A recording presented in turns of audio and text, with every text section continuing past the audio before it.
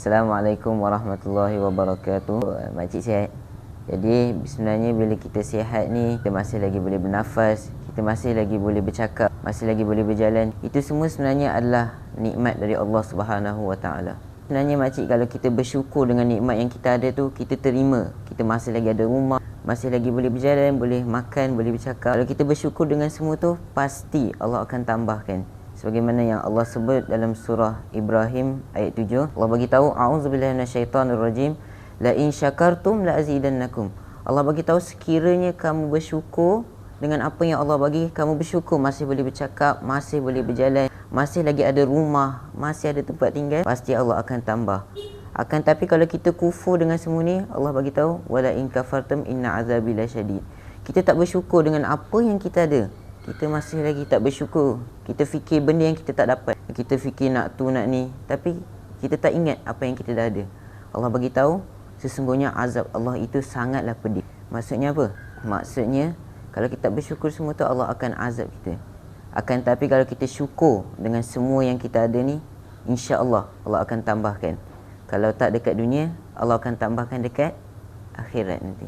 Jadi sebenarnya makcik, hari ni kita juga dapat satu nikmat yang sangat besar, yang di mana nikmat ini tak semua orang dapat, iaitu kami datang kepada sini bukan setakat bagi bantuan dari segi harta, dari segi makanan, tapi bagi bantuan yang lebih penting, iaitu apa dia?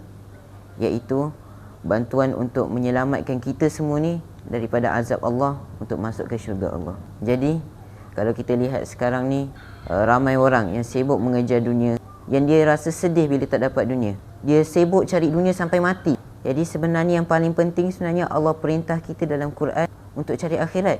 Sebagaimana yang Allah sebut dalam surah Al-Qasas ayat 77, a'udzubillahi minasyaitonirrajim, wabtaghi fima ataqallahu ad-daral akhirah. Allah bagi tahu, dan carilah tempat apa yang Allah telah berikan kepada kamu, iaitu kampung, iaitu akhirat. Kenapa Allah bagi tahu akhirat ni kampung kita?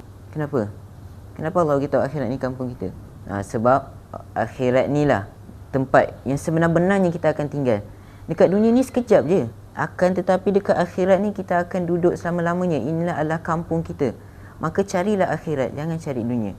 Akan tapi Allah sambung lagi, wala tansa nasibaka minad dunya. Allah bagi tahu, dan janganlah engkau lupa bahagian engkau di dunia. Maksudnya apa? Dalam kita mengejar akhirat, kita perlu jadikan dunia ni sebagai tempat untuk kita buat ibadah, buat amal soleh. Ganjarannya kita akan dapat di akhirat kelak, iaitu syurga Allah. Maksudnya apa? Dunia ni tempat untuk kita bercucuk tanam, dan hasilnya kita akan tuai di mana? Di akhirat. Di akhirat nantilah tempat untuk kita ambil hasilnya. Biarlah dekat dunia ni kita bersusah payah dulu. Biarlah dekat dunia ni kita susah payah, hidup dalam keadaan yang susah. Akan tapi kalau kita susah, kita tak beribadah kepada Allah, itu sangat rugi. Maka yang paling penting sekali, bila kita susah macam mana pun, kita perlulah ingat bahagian kita di dunia, iaitu apa dia? Ingat amal soleh, bekalan kita untuk menuju akhirat. Sebab akhirat ni Allah bagi tahu dar, kampung, tempat tinggal kita yang kekal selamanya. Jadi sebenarnya bila kita kejar dunia ni, dunia yang akan datang kepada kita. Sebagaimana yang Nabi sebut dalam satu hadis, qala Rasulullah sallallahu alaihi wasallam, Nabi bagi tahu, man kanatil akhirati hammahu ja'alallahu ghinahu fi qalbi. Nabi bagi tahu, maka barang siapa yang menjadikan akhirat tu sebagai matlamat dia, Allah bagi tahu, bila kita kejar akhirat ni sebagai matlamat, maka Allah akan jadikan kekayaan dalam hati dia. Maksudnya apa? Allah jadikan hati kita kaya. Kita tengok dunia ni, kita tengok orang pakai kereta mewah, pakai macam-macam lah barang-barang mewah, rumah mewah. Kita dah tak pandang dah. Sebab apa? Sebab kita jadikan matlamat kita akhirat. Tapi Nabi bagi tahu, wa jama'alahu syamlah, dan Allah akan mengumpul segala urusannya. Maksudnya apa? Bila kita kejar akhirat ni, segala urusan kita di dunia ni jadi mudah. Betul tak? Bila kita fokus ibadah kepada Allah, percayalah, urusan kita di dunia ni Allah akan permudahkan. Bukan setakat tu je, Nabi sambung lagi, wa atathud dunya wa hiya raghimah, dan dunia akan datang kepadanya dalam keadaan apa? Dalam keadaan yang hina. Sebab apa? Sebab kita dah kejar akhirat. Bila dunia datang kepada kita, kita akan rasa macam tak pandang dah dunia ni. Dunia datang dalam keadaan yang hina. Jadi kejarlah akhirat. Sebab kalau kita kejar dunia, Nabi sambung, wa man kanatid dunya, Nabi bagi tahu kalau kamu jadikan dunia ni sebagai matlamat kamu, wa man kanatid dunya hammahu, kalau kamu jadikan dunia ni sebagai matlamat kamu, maka nescaya Allah akan bagi apa dia? Allah akan bagi dunia ni datang kepada dia dalam keadaan yang fakir, dalam keadaan yang tak cukup. Sebab apa?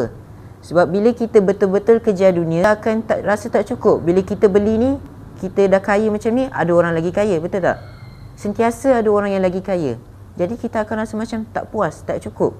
Kita akan rasa sentiasa macam berhajat, tak cukup. Nabi juga sambung dalam hadis ni, dan Allah jadikan kedua penglihatannya juga dalam keadaan yang fakrah, rasa tak cukup, kan?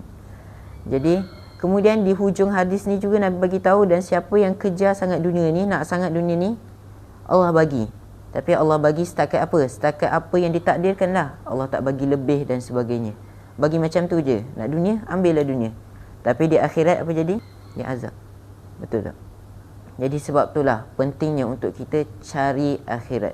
Fokus pada kehidupan yang kekal abadi. Carilah kita syurga Allah. Tapi kita kena ingat, dalam kita mengejar akhirat ni, pasti akan ada ujian, akan ada cabaran. Betul tak?